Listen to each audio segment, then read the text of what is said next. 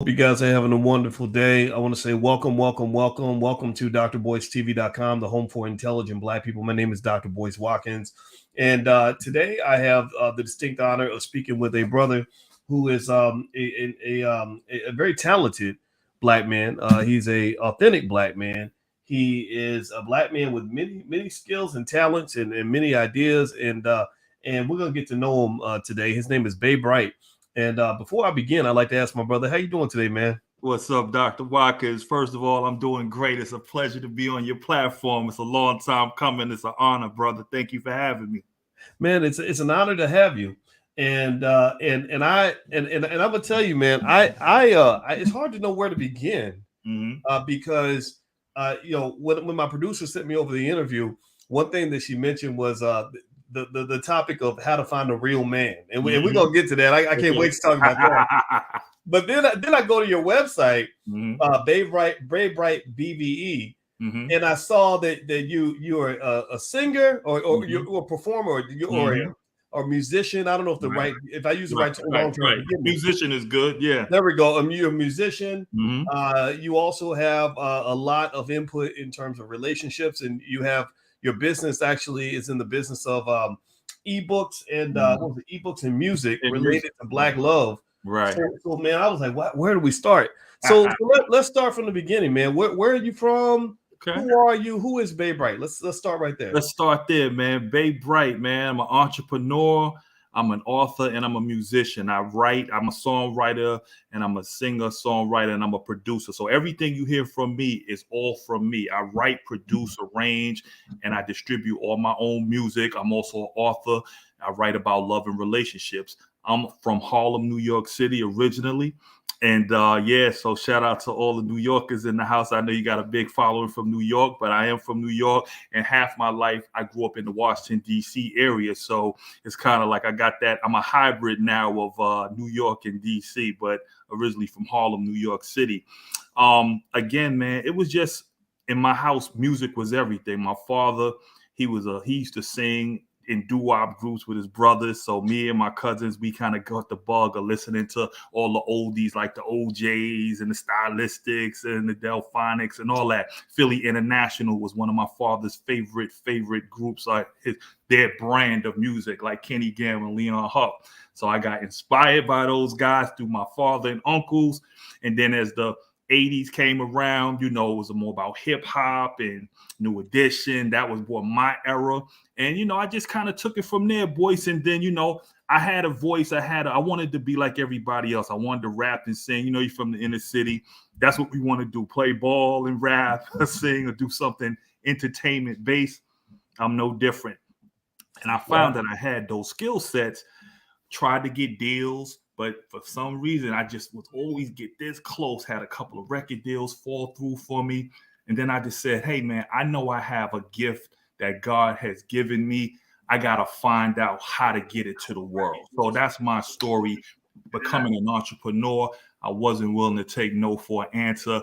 And I would say to myself, when everybody would say no at the record companies, these major labels, I couldn't understand it because it wasn't just me or my mom thinking I was good. People would hear my demos and be, damn, babe, well, how come you're not on like Big Daddy Kane or Ice Cube or Jodeci, because I did rap and sing, just to be honest with you, before I kind of just put the rap to the side.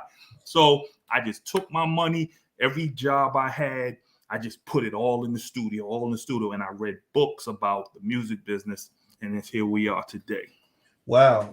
Okay, so the music business, and that's really interesting. I forgot who I was talking to about the music business. I know who it was. I was talking to my son/stepson. I'm his bonus dad. I don't like to use the word step, but but he does have a father who's a great guy. We raised him together, and he's 19 years old, and he's also very creative and everything else. And we were talking about business this morning in the sense of I told him a story about Jerry Heller. That's what it was. We were talking about Kanye, and I'd like to get your thoughts on Kanye West. Okay. But we were talking about Kanye, and Kanye made a comment about a certain group of people that that he believes, and many of us believe, have an outsized influence on the music industry. Y'all know who I'm talking about. Don't type it in the chat, please. We ain't trying to, want to get you banned. even deal with none of that smoke right now. Not today. And so I was telling him, I said, it's BS that that people act like they don't have influence. I said, and it's not anti-Semitic. It's not wrong to admit that. Like, they have influence because they're smart and they're very good at business. But I said, one of the drawbacks to that, I said, is that I know many rappers who, like Willie D from the Ghetto Boys, who comes to here a lot, who talked about having to go up in somebody's office with a gun or a baseball bat and get their money. And I was saying that, and so I told him the story about how Jerry Heller with NWA, how he got them to he basically he said, okay, young black men, they don't think long term. They don't have a lot of money. They're not very smart or business savvy. So all they want is like the booty and the bling. So right. Gave them all a new car, put a check for $10,000, $20,000 or some amount of money, whatever, and just said, here, this check is yours. All you got to do is sign here. Sign over your publisher. And I told him, and I said, everybody signed except Ice Cube. And now years later, Ice Cube's worth hundreds of millions of dollars. Dr. Dre came back from all that, but it took him 30 years to get around to get right. And he's not even here with us anymore. So my point is, like, it seems to me like when you talk about the music business, that's such a loaded term. And it seems to me like when you talked also about having trouble getting a record deal, it almost sounds like it was a blessing as opposed to a curse. What do you think about that? No, you know what? That's a very astute point, Dr. Watkins. But it takes years because you're dealing in the mix of it. You're wondering, why are you being deemed not good enough? But long term, as I'm an older person today, it is a blessing because it taught me how about publishing and the importance of music publishing and how that's really your residual lifeline. You understand? What I try to teach a lot of artists that come to me and ask me, well, Bey, how do you do this? How do you do that? You got to learn about the music business, publishing, when you write songs, ownership, copyright. Those are the things that not getting a deal taught me when I became an independent artist and entrepreneur with Bright Vision Entertainment, how to have that solidified. So even if I'm not making $1 million a year, I'm making a couple of thousand where it's all coming to me. You understand? So that was the most important lesson and blessing. And I didn't have to get jammed up in the bad contracts. These guys signing 7-album deals.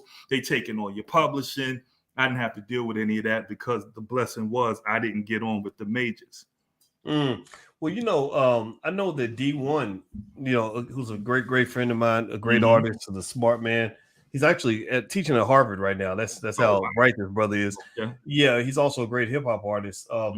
He talks about he came on this channel, was talking about Cash Money Records tried to sign him with Lil Wayne's and he just said it didn't feel right with my spirit. And I said, I agree with you. I said, because rappers are dying every week. Like that's you need a hazard pay to go in that profession.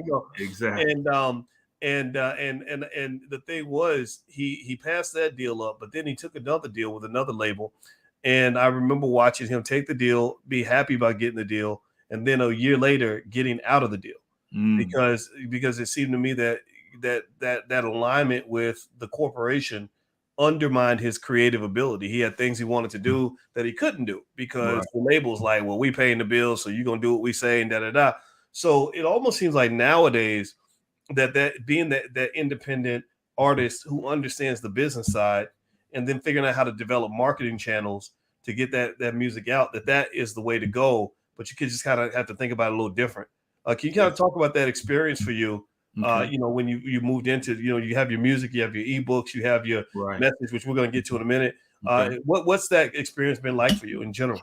Okay, well, the experience has been great, boys. What happens is, again, the autonomy to move how I want to move, write my personal beliefs and put it in the books. I'm always curious because, when you're creative, you think you know some things, you think it's going to hit, but you don't know until you put it out into the marketplace. So for me, it's been great to have the independence, and I'll be honest, this is the part about where having a major platform helps you because I wasn't able to get on a mainstream platform as an artist, being independent is twice as hard because people just don't know you. And what unfortunately about the human psychology is, unless you're validated and stamped by, I remember seeing you years ago on CNN and Fox.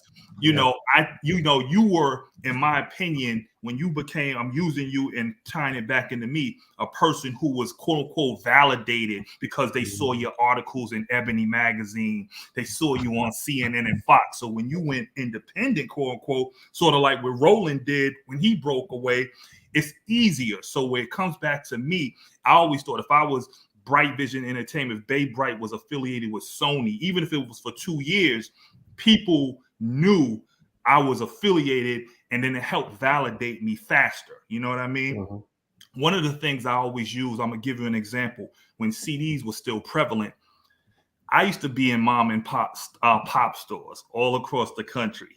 Nobody cared. Everybody said, "Oh, Bey, that's nice." I was so excited. I'm an entrepreneur. I'm making like Master P. I'm selling $20, get $10 for it, sell it for 20. I might get 10 because it's on consignment. You know, when you with the majors, you hear them getting 2 cents. But nobody cared, voice, about me being in Jack's Sugar Shack. But as soon as I was able to find a way to get my music in the Best Buy, when CDs were still in Best Buy Circuit City, everybody looked at me totally differently. When I was getting my music played on the internet radio, oh, that's nice. But when they heard me on Sirius Satellite, or if they hear me on big time radio, like if you're in Philly, WDAS, it becomes, oh, and then everything gets validated. And then I start to sell more and people look at you differently. So I would answer that question is, it's been a good ride, but if I was able to get quote unquote that major cosign, only because people's psychology works differently when they know you've been validated, quote unquote, by the system. Well, and by the way, I'm speaking with Bey Bright. Bey Bright is a musician. He's also an entrepreneur, and he knows a lot about not just the music business, but also stuff on relationships. Right. Which, he's all about Black love, which I respect. I love that. I want everybody to please do me a favor, hit the thumbs up button, thumbs up, share, subscribe. And also, don't forget, we got the All Black National Convention on the 28th. So I want to remind everybody of that. It's going to happen in Charlotte, North Carolina. You can go to allblacknationalconvention.com, or you can find the digital passes also at boycewatkins.com. I'll put them up there for everybody that's listening. So, Bey, let me dive into this, man. So your let's actually, there's so many things. As I was just talking to you, I was like, gosh, there's so many things I want to ask him about. Let's start with just stuff that's on people's minds. Okay. With Kanye, you see Kanye kind of getting, he's jumping out there in the fire, and he's getting burnt a little bit, but he's Kanye, so he keeps going. And at the same time, I saw Kanye sort of speak on Lizzo and just sort of some of the antics that Lizzo has to participate in order to remain relevant. Just like the promotion of obesity and everything else. Right. What conversations have you had just generally as an artist when you're seeing?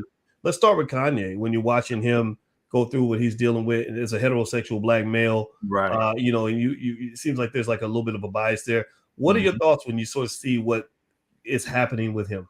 Well, my thoughts are, I'm going to say, I saw his interview with Tucker Carlson. I saw your commentary. I saw Jason Whitlock's commentary on his show that brought me to his, because I didn't know Kanye was on Tucker Carlson. So when I saw that, my first thought was, I love Kanye as an artist. I think he's a genius from an artistic standpoint. I think that I liked his openness about his father, which really touched me, because so many years it was about Donda, and I didn't know. And I think that as a man, when you start to understand the dynamics of relationships, and we'll talk about this about men and women, you have to ask yourself the honest questions and look at hard truths about your own mother as a woman, because your mother is your mother. So when he said that about my mom kind of took me from my dad, I thought about my own past relationships. I thought about my parents, and I thought that Kanye West, I thought the only thing I don't like about Kanye West as it pertains to his relationship with his former wife is he should have known that this was going to happen.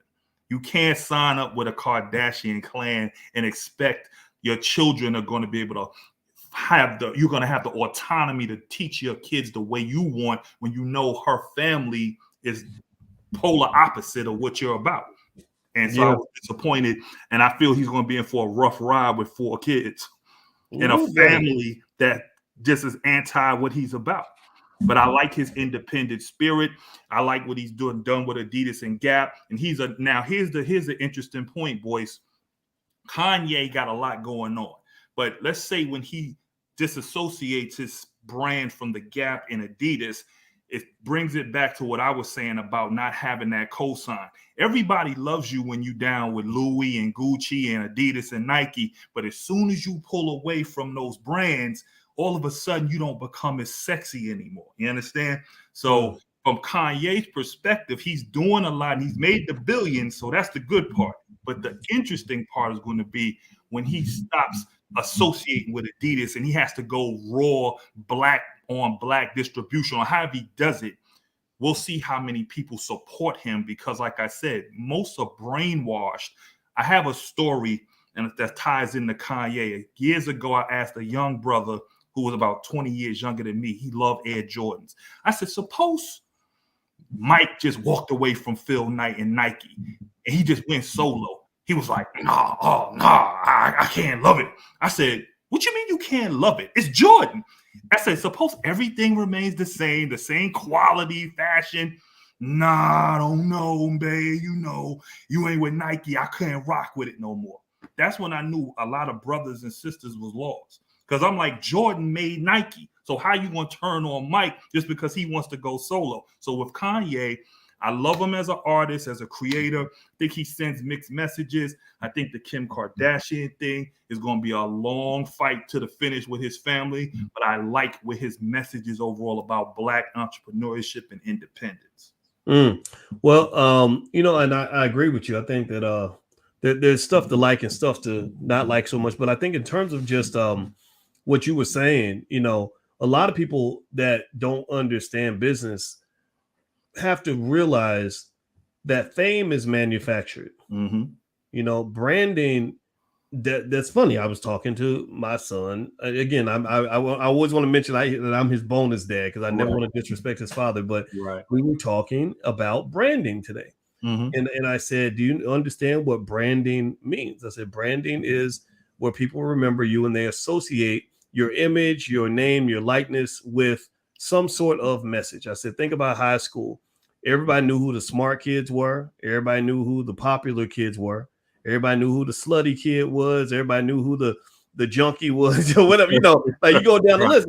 So the popular kid might say, well, I don't want to be seen with the nerdy kid because that's going to mess up my brand. Or the nerdy kid says, well, the popular girl is hanging out with me. Now other girls like me because I'm hanging out with her. Right. That's brand association. That's why McDonald's will pay LeBron James $10 million to eat a cheeseburger on camera. Right. And so ultimately, brands, it takes money to build a brand. It takes commitment to build a brand. And this is what I respect about what you're doing with your business is a lot of people will start businesses and have no advertising budget whatsoever. They just think that they're just going to blow up on social media, be well known, start selling products, and that's it. No, you got to build a brand. Like brands have to be built just like you build a building. It takes money. It takes your resources to pump into that so that the people, your target customer, your avatar knows who you are and they know what you represent. Every time you hear the name Boyce Watkins, you're like Black Wealth. That's why because I use the word Black Wealth a lot. A lot of y'all have seen Facebook ads that have come out from the Black Business School. Black wealth, Black people, Black love, Black family, Black, diggity, Black, diggity, Black. All this is branding, and it's basically, and I think that people got to understand that. Like Beyonce was manufactured. She's not the only talented singer, with a great body out here. There's plenty. There's a million beautiful Black women in churches all across America. They could probably out-sing Beyonce. They got a nicer body that are prettier than Beyonce, but you won't know about them, but you'll always know Beyonce because somebody dipped millions of dollars into building that name and building that brand. So what I would say to you, man, is you're right. That association with a Louis or with a Nike or with a McDonald's or for, in my case, maybe let's say with a CNN or something like that, that does elevate your status, just like it's like you're hanging with the popular kids. So then Right. you become popular. Right. But you can also build brands yourself. Like Tariq Nasheed is a brand. You know, he appeals to some people, he don't appeal to others. Right. But the people he appeals to are like, yeah, that's Tariq Nasheed. I like that guy. Right. You know what I mean? So that's what it is. You got to find your people, but you got to invest in that, and you invest in your business. Yeah, I know that's how you and I met. Was like you wanted to advertise on the platform, and you actually bought advertising. And I said, this is great. I have plenty of people that ask me for free stuff all the time, and it gets exhausting. I said, here's a brother willing to invest in himself. So when you reached out and said, hey, I'd like to come on the podcast, I checked out your platform. I said, yeah, this will be great, because I love to help people that want to help themselves. What's really hard is helping people who expect everyone else to invest in them, but you ain't even willing to invest in you. So what makes you think the world's going to invest in you? You won't even invest in yourself. Tell us about that mindset, that invest in self mindset that you have that's allowing you to build your business. Well, you know what? I appreciate you again, Dr. Watkins, for giving me this platform. And I did come to you. I'm glad you said that. I understand what you do as far as how much of an investment you had to make into yourself after leaving the quote unquote corporate plantation. And I understand it too, because I had to spend every dollar for almost 30 years of my life in making records, marketing myself. I mean, everything from studio time to marketing materials. I mean, it costs a lot of money and time to do this. So to respect you as a businessman, as a brother, I wanted to make sure I came to you correct, because I already know when we were in Houston, I saw you couldn't even walk down and go to the bathroom without 20 people jumping all over you. Boys, Dr. Watkins. And I know you get inundated. So I wanted to take the smart approach, the professional approach, investing in myself by investing in your platform, because this is how B1 does. I'm strictly B1. You feel me? So that's what I was doing. So with me, I bought into myself. I wasn't being told you're not good enough. I just didn't believe that. So I had to prove to myself and the others that I was good enough, but I knew it was going to take money. And I'm going to keep it real, boys. I lost my family over that. When I say I was married, had a kid, hey, it all went to the wayside because I was so invested in me and in what I thought was my way out. I don't like being on the corporate plantation, but you know, my ex-wife went another direction, and I thought that. So you know, in doing this, boys, it comes with a lot of scars too. Yeah, it does. Tell me about that, man. You know, I can't say I lost my family because of what I did, but I lost a lot. And I can also say that, you know, I did actually lose my family because I never had one really, because I was so heavily invested in what I did.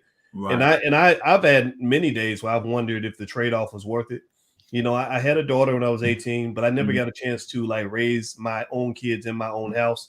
Right. And I'm not trying to really start over again now. Right. You know, I mean, I got married. I married a woman closer to my age because that's what I like. I didn't. Right. I could have grabbed some 30-year-old and had a baby, but I didn't want to do all that shit. You know what I mean? I know that. And it's like, it's kind of like, you know, a lot of people don't understand that when you're going after your success, whatever that is, there is a sacrifice. There is a price that has to be paid. And what tends to happen is if you really are paying that price, you get to the point of economists refer to this as the point of indifference, where you're damn near asking, man, was it really worth it?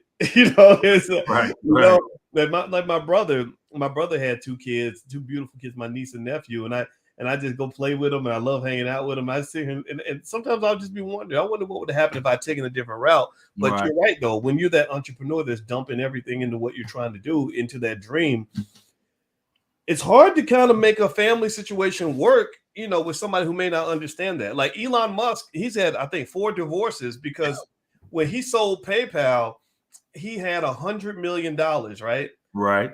He was so determined to build SpaceX. This dude invested $99 million out of $100 million trying to get SpaceX off the ground. And he almost went bankrupt. This close, within 2 weeks, he wouldn't have been able to make payroll. And it just, you know, and so I think it's kind of like, it's a tough trade-off, man. You know?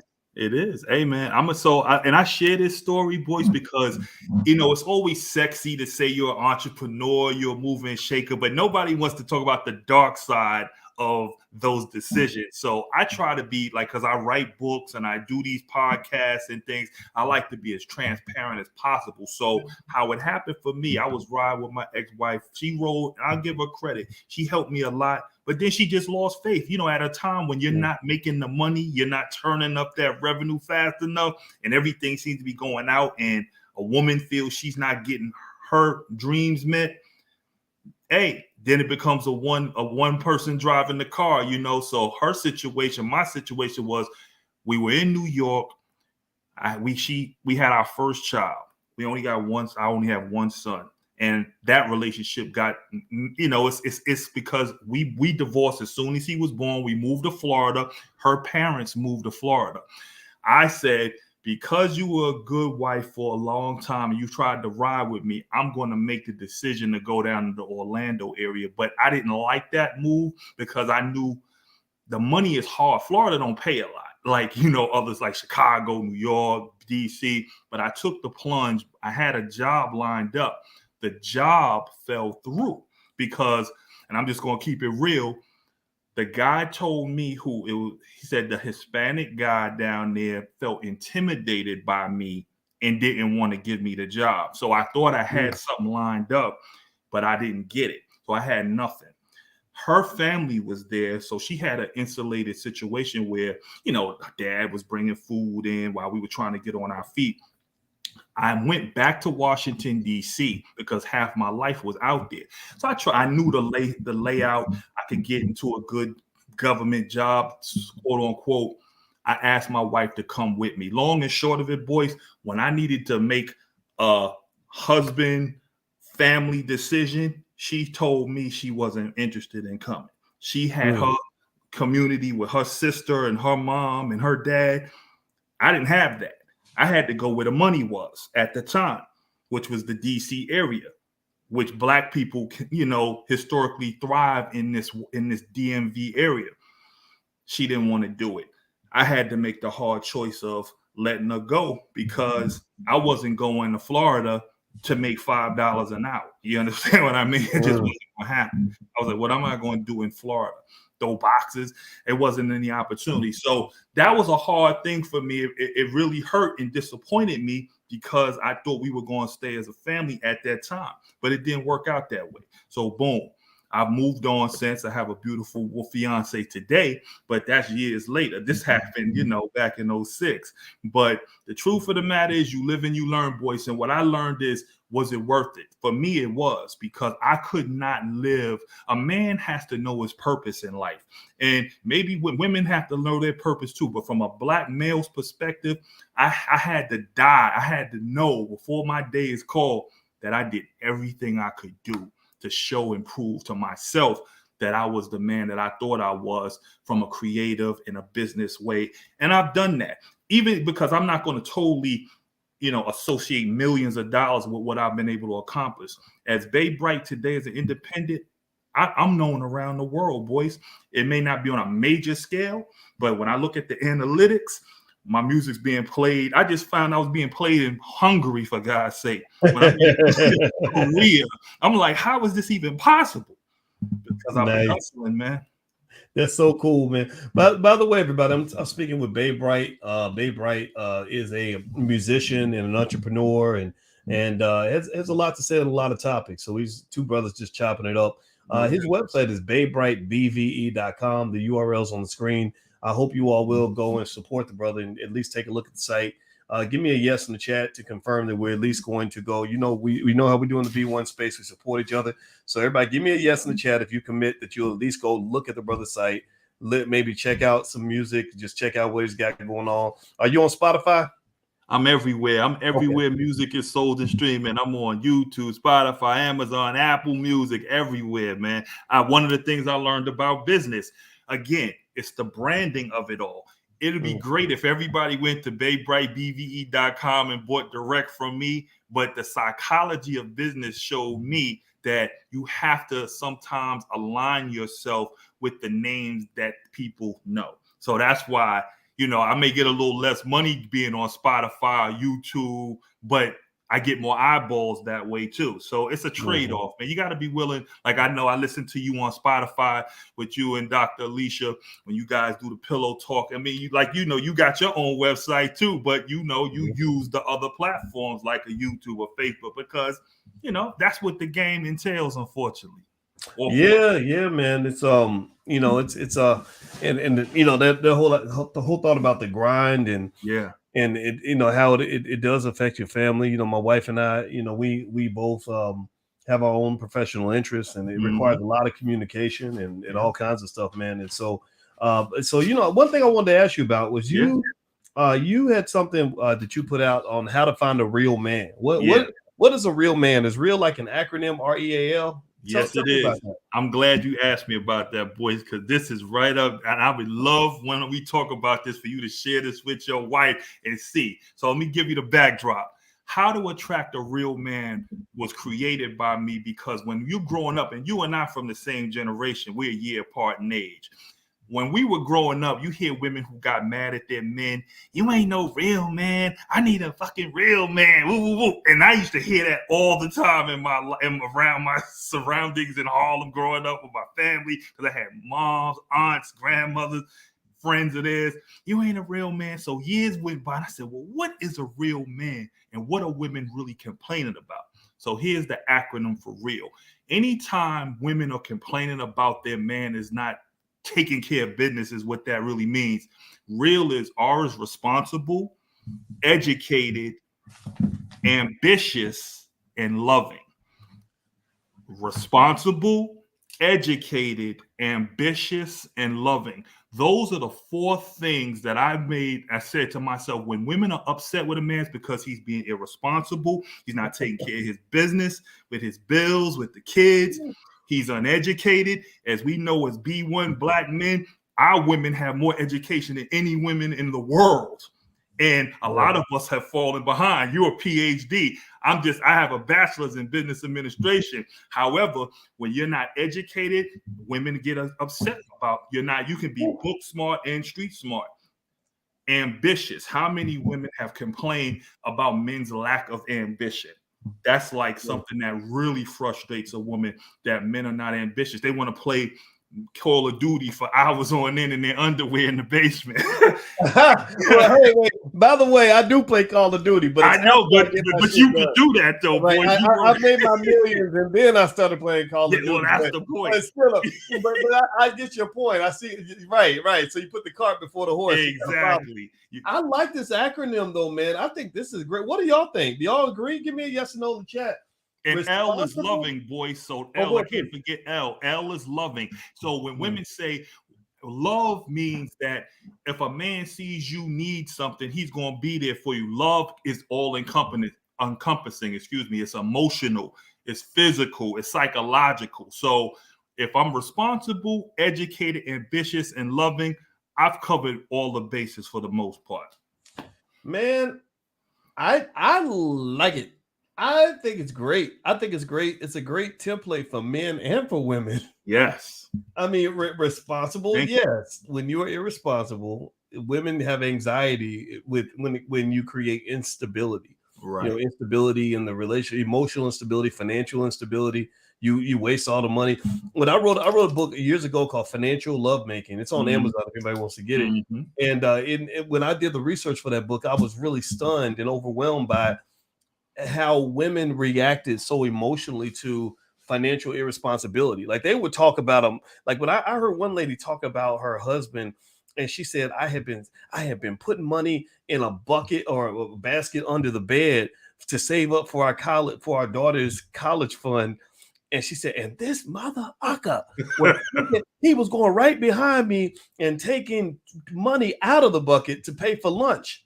Wow. She said, when I found out, I said to him, so you literally ate and shit out our daughter's future? Like he would have been better off if he had like a side chick. Yeah. Like that's how she was that bad to the point where she's like, I'm done with him. She was divorcing him. She was looking for a new boyfriend. completely detached from him. And that's when I learned that responsibility piece. Woo, buddy, you got to be able to be someone that can be dependent on. That's right. And so that makes me feel sorry for men who were never really taught to come through for other people. Like let me ask you this. So tell me about your dad or your male influence. Yeah. What made you into the man that you are now? Okay, well, my father was a guy he's a really solid guy now. Using him and my mother is funny because my mom, she's going to be watching this because she loves your shows too. But don't take this personal, Mom. We talked about this, but she felt my father was missing the A. He wasn't, and he was very responsible. He was educated and he was loving, but he lacked that ambition. And see, my mom, they came from two different worlds. My father was from the Lower East Side. My mother was from Harlem, Catholic school girl on her way to Howard University. My father was a street dude, lost his mother when he was 15. His father got remarried, so him and my uncles kind of grew up in the streets. And so, but he always had a close love for his mom, so he had a good beacon of responsibility. He's been remarried for 40 years, so I saw his commitment, but he, to be honest, once he made his pivot and my mom wanted to go a different direction, he kind of left me and my brother and kind of just started over. You understand? And these things happen. When I was young, I didn't understand it totally. I was mad. I wish he and I could have done some things differently because he was my superhero, and I'm the oldest. But I understand men and women dynamics. But from a male figure, he was a strong Black man. He had ties to the Black Power movement of the 60s and 70s. So I was indoctrinated with, Black unity, Black power, that whole Huey Newton, Stokely Carmichael, Malcolm X. That was his vibe. You understand? So he taught me that along with the music. So my father instilled in me about Black pride and Black music. And I've kind of walked that path, and how I live my life today. I try to be as responsible as I can be, as educated, ambitious, and loving, and be a real man for a real woman. And when I wrote that book, How to Attract a Real Man, 10 qualities real men look for in a woman, I was trying to talk to women because you can be with a guy, but you really are looking for a real man. And that's what the difference is. And you got to be able to discern. And I challenge women on these, when I go on panels, some women don't want a real man. They want to be with just a guy that makes them feel good. The sex is good. But just because he's hitting it right don't mean he's going to take care of business on the other end. Got to know that. And you got to just ask yourself as a woman, what do you want? And men in return need to ask themselves, because we're falling victim to the big butt and the smile too. You got to ask yourself, let's talk about Kanye. It all look good, but the consequences of not being with a real woman are just as dire. Wow. What is a real woman? Well, a real woman would be in the same acronym, but I talk about the qualities. So one of the qualities that I feel real men look for, chapter 1, support his dreams, understand his vision. The reason why, and when I say that was the first thing, because real men, like I consider you, Boyce Watkins, a real man who fits everything in that acronym. And you have a vision. You have a B1 vision. So let's say Dr. Alicia wasn't on board with B1 vision. You may or may not feel like she was the one for you. You've talked about other women before you settled in, and I watch you all the time. You say, I had hundreds of women that wanted me, but I can guarantee you discerned that, you know what, these women don't quite understand where I'm going with this thing. So supporting my dreams and understanding my vision, I got to check this one off the board because she's not going to be on that vibe that I'm on. That's what real men, we demand it, and we have to have it because we don't believe in chaos. Anything other than that, it's going to be a chaotic relationship. Kanye West and Kim. She didn't understand his dream and support his vision. He wants to put his sons and daughters in a certain type of school. He doesn't want the Sierra Canyon that LeBron James's kids is in and his kids is in. He has a whole nother vision. She doesn't support that vision. Thus, he has a chaotic family life. And that's what that's about. That's one of the Well, major things. well, I'll say I don't recall saying that there were hundreds of women that wanted me. I know you had. But I saw it, boys. I but- saw it in Houston, bro. I saw at least 75. well, they were out there, you know, and I appreciated that respect, and it was fascinating to observe how, you know, having a little bit of visibility or a little bit of money can just change everything. I was like, wow, okay, this is interesting. but I was, by the time it all really happened for me, I was 40. I was actually late 30s by the time I started getting that extra attention and had my first wannabe groupie type situations or whatever. And then I remember by that time I was wise enough to know that you don't want to, that'll get you in trouble, you know. And I also learned about myself. I learned that never really appealed much to me. I didn't like shallowness. Shallow relationships never did much for me, you know. And so the nice thing about the upside of meeting more, you know, having more dating opportunities was that there were always like these really beautiful women that were very pro-black, very smart, and because they would come to me, they would come and want to meet me, right, for whatever reason. And you know, but the downside is that when you are public, I feel it's like you people form a superhero, Superman complex of you. That's their image. It's almost like a woman that where everybody sees her in full makeup. So then the question is, what happens when they see you without the makeup and they see you and you're not the superhero anymore? They get to know all your flaws and you get past the honeymoon stage. So that's another process. That's literally them getting to know you all over again. And so the appeal of my wife was that my wife knew me before I put on all the makeup, before I became whatever it is that I became for other people. She just knew me from way back in the day, you know, and there's a comfort with that. It's like, okay, I ain't gotta be impressive all the time. You see me at my worst, you know. But I think ultimately, I think that when you talk about black men and black women, it does seem like there's a confusion about what people want in their relationships. It's causing chaos in people's lives, not just emotionally, but also financially. You know, if you ever want to go broke, create a broken household. A broken household will create a broken bank account. Single black mothers have the lowest net worth and lowest median net worth in America. Single black fathers, you got all the babies, mamas, and all that. That's expensive.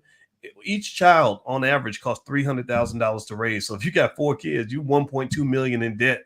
You know, and it's going to be taxation without representation because you won't even really get a chance to be the influence on your kids that you actually want to be. So I really think that the planning, that when you talk about Planned Parenthood, we need to really embrace that term in a different way in our community, not just in terms of the other stuff. I'm talking about in terms of saying, like, look, this is my life. This is my kids. This is my legacy. I got to plan that. If you don't plan your legacy, you will have no legacy. It's that simple. That's why I bought your book that you bought for the kids. You made for the kids, you know, how to turn your kids, you know, black millionaires. And you signed it for me. And I said to my son, Marcus, I said, hey, I got this from Dr. Boyce Watkins. And again, he's down in Florida. I'm here in the DC area. And so we go over it through FaceTime and things. And when I go down there, I'm going to share more with them. But those are the struggles about being an entrepreneur and then being in decisions. When we talk about family and the breakup of family, you know, my ex-wife to me didn't understand the importance of how our son would suffer for me not being there every day, you know, because I'm just going to be real. It's only so much sense. And I'll take this. I'm going to take ownership. I felt that I could not financially make it in Florida. I just thought that my bread would be buttered in the Northeast. And from an entrepreneurial end, because I'm still quote unquote on the corporate plantation myself. I'm not totally free. I'm trying to get there, but I'm not there yet. So I need to put that out there.